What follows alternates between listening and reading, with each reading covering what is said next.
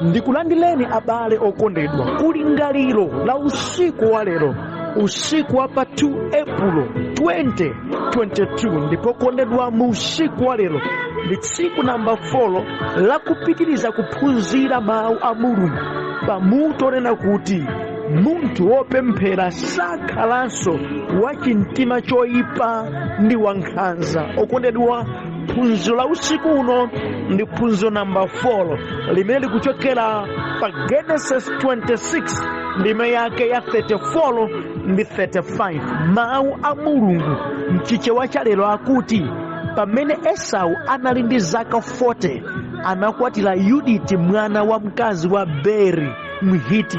Anakwatilanso Basemati mwana wa mkazi wa Elon Mhiti.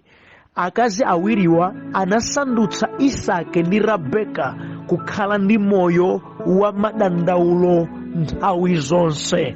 Ameni. Okondedwa, mawu a Mulungu amene tawerengawa titsogozedwanso ndi mutu onena kuti machitidwe a zinthu kapena mayankhulidwe amene amaswa mtima wa wina amaphinja moyo wake, amauzunza moyowo tsiku ndi tsiku. Machitidwe otere zimakhala nkhanza ndithu pa moyo wa winayo. Ameni.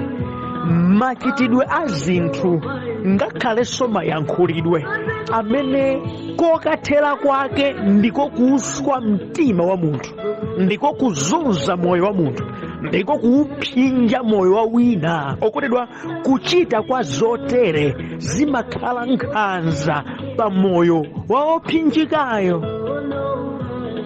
Achulukirenji wanthu amene amakonda kungosamala za moyo wawo, za gawo lawo, zakuti machitidwe amene iwo akuchitawo akukonza kupweteka pa moyo wa wina salabada, kuti mawu amene iwo akuyankhulawo akubala ukali, misonzi, akubala ululu odabwitsa mu mtima mwa wina sakusamala. Okondedwa, munthu wa machitidwe otere amakhala kuti akumchitira winayo nkhanza zadzaoneni. Ndachita bwanji onena kuti basi ndangoyankhula mawu ngati zikumpweteka si iyeyo.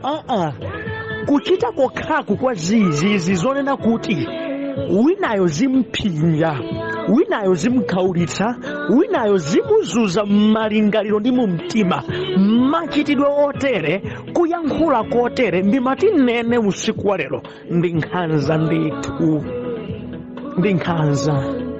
ndi nkhanza ndithu. Okondedwa, alipo wanthu amene amataka yankhula mawu mzawo amangosisima, ngakhale sadammenye ndi dzanja, mawu okhawa amakhala kuti auzuza mtima, akuukulukuta mtima. Ndipo kuchita kwa zimenezi, abale wanga, dziwani lero ndi nkhanza, ndi kuyipa mtima. Sizofunika zizichitika ndi munthu omudziwa Mulungu, omuopa Mulungu, munthu opemphera. Ameni. Okondedwa, dziwani kuti chiyembekezo chikapanda kukwaniritsidwa chimabala ululu woopsa mu mtima wa oyembekezayo. Nduri chani? Mamuna ayembekezera mkazi wake akhale mkazi wakedi, adzichita zinthu ngati mkazi wake. Ndipo mkazi ayembekeza mamuna adzichita zinthu ngati mamuna wakedi. Makolo ayembekeza kuti ana awo adzichita zinthu ngati ana awo, ndipo makolo adzichita zinthu ngati makolo. Mdziko chimodzimodzi tiyembekeza kuti vanthu okhala mdziko aonetse kukhalidwe labwino nakhaladi ngati zika zonenelika, zika zabwino za dziko. Ndipo atsogoleranso atsogolera anthuwo ngati makolo wawo, ngati amlera khungwa. Okondedwa, pakena kalikonse ka zoterezi ndondomeko zake zikapanda kuchitika moyenerera zimabala chipinjo ndi ululu mu mtima wa munthuyo. Chiyembekezo chimene munthu amakhala nacho pa zinthu kapena kwa munthu chikapanda kuchitika moyenerera chimakhala chipinjo. chimabala ululu woopsa mu mtima wa munthu amene amayembekezera. Zili ngati muchachije wachinenera kuti kuyembekeza madzi amphutsi, iwe nkumadalira kuti no ine ndi ludzu langali ndimwe madzi opezeka m'beseniro, pokaona madziwo zili mphutsiraka. Wokondedwa, iye amene ni chiyembekezo cha chimenechi amakhala okulukutika mu mtima. Kamundimvetsa kaya monena kuti kusakwaniritsa chiyembekezo chimene anthu akhala nacho ndi nkhanza ndithu, chifukwa zimakabala chikhumudwitso, zimakabala ululu opweteka mu mtima wa munthuyo.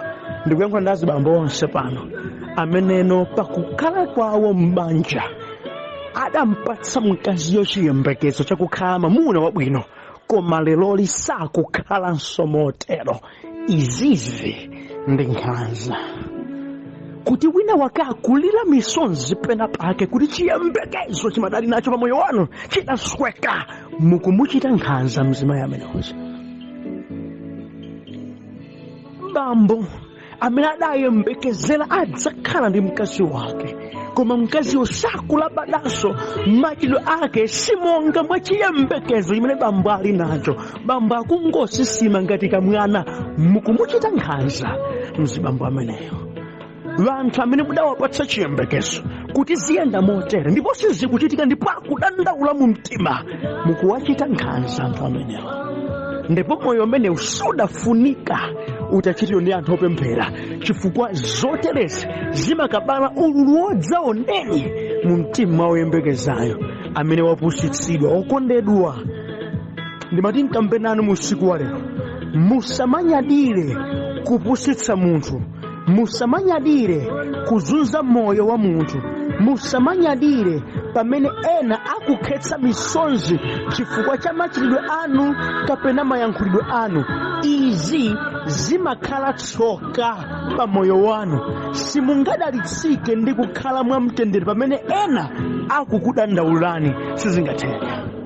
Ayi, sizingatheke. Musamanyadire, musadzitenge ngati ndinu shasha, musadzitenge ngati munthu woganiza bwino, musadzitenge ngati zanu zikuyenda pamene mukupusitsa wanthu, pamene mukuzunza wanthu, pamene mukupangitsa kuti wena akhetse misonzi chifukwa cha inu. Okondedwa, pamene mukukhumudwitsa miyoyo ya wanthu nabala mabala akuluakulu m'mitima mwawo amagazi opweteka, ayi sindinu dolo, ayi mwachitazo zimakhala tsoka ladzaoneni pa moyo wanu. Ndipo ndimati ndinenetse, simungadalitsike, simungakhale ndi mtendere ngati wena wake pena pake akakhala khuma amakudandaulani kuti koma ngati pali fiti amafiti ndi awa, ngati pali munthu wondipangitsa ine kulira misonzi ndi amene adandigwiritsa ine fuwa la moto, adandipondetsana pa mchenga wotentha, adandithira ine mchenga mkhutu, munthu wachabe adandigwiritsa ine madzi otentha. Okondedwa, musamanyadire kuliza moyo wa munthu, kumuombetsa munthu mgolo, limakhala tsoka pa moyo wanu. Simungaupeze mtendere. Ayi, zina zikhoza kumaoneka ngati zikuyenda, koma zidzakusempheretsani kumadalitso a Mulungu tsiku lina. Mawu amatawerengawa, Esau wafika zaka 40, iye mwekha akukwatira akazi awiri Ahiti, mosiyana ndi mmene Isaki adapezera mkazi. Pajatu Isaki adakakwatira ku mtundu wakwawo motsogozedwa ndi abambo wake.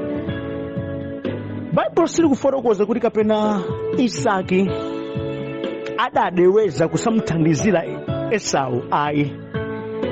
Komabe monga mmene malemba akufotokoza unena kuti akazi awiri amene Esau adakwatira adazunza adasautsa moyo wa Rebeka ndi Isaki, zikuonetsa kuti azimayiwa khalidwe lawo silidali labwino. Chisankho chimene Esau adapanga payekha, adapanga chisankho chimene chidakhala chokulukuta moyo wa makolo wake. Malo monena kuti iye akhale mwana ndi banja lake kusamalira makolo wake, adapangitsa kuti mabanja ake awiri awa zikhale ziphinjo, zikhale minga mu nthiti za makolo wake. Ndipo Baibulo likuti akazi awiriwa anasandutsa Isaki ndi Rebeka kukhala ndi moyo wa madandaulo nthawi zonse. Kunena kwina, zimene Esau adachitazi ndi azimayi akewa, azikazi akewa, adakhala iwo anthu ankhanza pa moyo wa Isaki ndi Rebeka. Amamdandaula tsiku ndi tsiku, mwina nkutheka makhalidwe awo atsikanawo ndi mmenenso Esau amachitira zimapweteka moyo wa makolo. Ndetaganizani, kodi makolo amamva bwanji kukhala moyo wa madandaulo tsiku ndi tsiku? Kodi awa samachitiridwa nkhanza motere? Kholo limene lafuna lizinyadira babanja ana ake, komatu awa sakutero ayi, akuphinjika chifukwa cha mabanja amene Esau wapeza. Akuphinjika chifukwa cha khalidwe limene azimayi awa akuonetsa. Akuphinjika chifukwa cha chiganizo chimene Esau wapanga. Mwinanso mosawafunsa, moyo wawo udakhala ukulukutika. Ngakhale ili silimoneka ngati vuto kwa Esau, lidali vuto lalikulu kwa makolo wake. Ndimati ndikambirana okondedwa, zilipo zina moyo uwu zimene ozichita saziona ngati vuto, koma kwa ozilandira amakhala kuphinjika kwambiri, amakhala ali pa moto kwambiri. Ndipo kudandaula kwawo sikupereka dalitso ndi mtendere kwa iwo ozichita. Andipena sikuti amachita moteremu, amangochita ndi mawu. Mayankhulidwe awo ndi poison yeniyeni yopangitsa wina kudandaula. Nkutheka sangakhala apongozi monga tawerengeramo, nkutheka ndi abale, nkutheka ndi mbanja, nkutheka ndi kumpingo, ndikutheka kwina kulikonse kumene kuchitika. Ndipo izi zimabalabe zotsatira zofanana kuti limakhala tsoka. Okondedwa, ndimati ndikambe nanu, machitidwe ndi malankhulidwe tizikhala nawo tcheru kwambiri, chifukwa ali ndi kuthekera kwa kupweteka moyo wa wina, ali ndi kuthekera kwa kuwononga chimwemwe cha wina, ali ndi kuthekera kwa kumpangitsa wina kukhala mukapolo, ali ndi kuthekera kwa kuuzunza moyo wa wina tsiku ndi tsiku, ndi kumsandutsa munthuyo odandaula moyo wake wonse malingana ndi khalidwe kapena mayankhulidwe a moyo wa munthu. Nditaganizani, kodi munthu woyankhula chotere, munthu wa makhalidwe otere, kodi adalitsike? Kodi apeze mtendere? Ayi. Ndimati ndikambe nanu, kumwamba sikungakondwere ndi maganizo ngati amenewo. Ayi. Moti nonse amene mukundimva pano, amene mumatha kuphinja anthu ena mwa mtundu wotere, musayembekeze kukhala vanthu odalitsika. Kapena vanthu amtendere wonse aiso. Wina akamakudandaulani, akamakhala kuti akulira misozi, mu mtima mwake muli ululu waukulu, zimakhala matsoka achikhalire pa moyo wanu. Mwina ndimati ndikambe nanu, matsoka ena nkutheka amene timathati kumana nawo tsiku ndi tsiku, lina mwasanamira lake ngodya yake ina nkuthekanso ikhozokhala imene. Taonani, tikadawerenga kumapeto kwake tipeza kuti madalitso amene adayenerera kunena kuti Esau awapeze chifukwa chakuti makolo ake amakhala moyo ongomamudandaula tsiku ndi tsiku, amayi wake adapanga zothekera kuti madalitso amene iyeyo asalandire akalandire ndi ng'ono wake. Zinatheka bwanji mwana wobereka wokha kuti amusemphetse kudalitso ndi chifukwa cha kudandaula kumene iyo anali nako? Ndipo ndikapena nokondedwa, munthu amene akukudandaulani tsiku ndi tsiku sangakupatseni zoyenerera nthawi zonse moyo wanu. Ayi. Makhalidwe abwino, chikondi chozama, mtendere wabwino umachokera mu mtima wabwinonso, mtima wophinjika, mtima wokulukutika, mtima oyaka moto tsiku ndi tsiku sungatulutse mkati mwake zabwino zokupatsani. Ayi, sizingatheke. Ndi chifukwa chake tikamachitana zimenezi timakhala kuti tikutsekereza tokha zinthu zina zabwino zimene tikadapeza mwanzathu. Timakhala kutsekereza tokha zinthu zina zokoma zimene winayo akadalipatsa. Zili ngati mtengo umene sukulandira zinthu zabwino, okondedwa sungapatsenso zipatso zabwino. Ayi, ngati sitisamalira machitidwe otere tidzaonana ndi zinthu zambiri zimene zopweteka. Ndimene ndikambe nanu, ngati banja likupangira zotere, kholo kumva kupweteka ndi ana ake, mwana wake obereka ekha, ndimene ndikambe nanu, kuli bwanji aneba? Kuli bwanji ongopemphera nawo? Kuli bwanji ongokhala nawo m'mudzi umodzi? Kuli bwanji ongogwira nawo ntchito? Ndizopweteka at any level zinafunika moyo wathu yang'aneso. Izi sizidafunika ife anthu amene timamudziwa Mulungu, sizidafunika anthu amene atimaopa Mulungu, sizidafunika anthu amene no timati tikakhala phende kumanena mawu kuti kumwambako kuli Mulungu. Ayi ndithu kuphinja kumeneno Esau adaphinja makolo ake eni ndi chinthu cholakwika chosafunika kuchitidwa ndi ana opemphera. Okondedwa tisamakhale moyo ophinjana. Ayi, ndi nkhanza ndithu zimaonetsa kuyipa kwa mtima, zimaonetsa moyo wa nkhanza, zimaonetsa moyo osapemphera umene sudafunika udzionekera pakati pa anthu amene timamudziwa Mulungu. Ndikufunsani, mukuchita bwanji ti moyo wanu? Sizikukuchitikirani monga mmene Esau zidamuchitikira? Wena daily sakudandaula moyo wanu, wena daily sakukhetsa misonzi kamba ka inu, kodi wena daily sakumata chifukwa cha moyo wanu? Mukhala bwanji munthu otchuka ndi Yesu ngati zikuchitikanso motere? Okondedwa, usiku wa lero ndikuonetsani karakta ina imene si yabwino, imene nafa tiipewe, tisaitengere, tisakhale ngati iyo.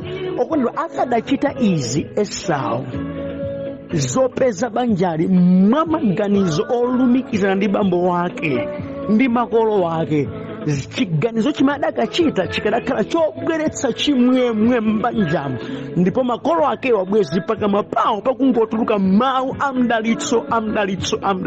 Koma taonani, ndikusautsika ndi kukhala moyo wa madandaulo nthawi zonseko, kodi pakamwa pawo pamatuluka mawu amdalitso kapena atemberero?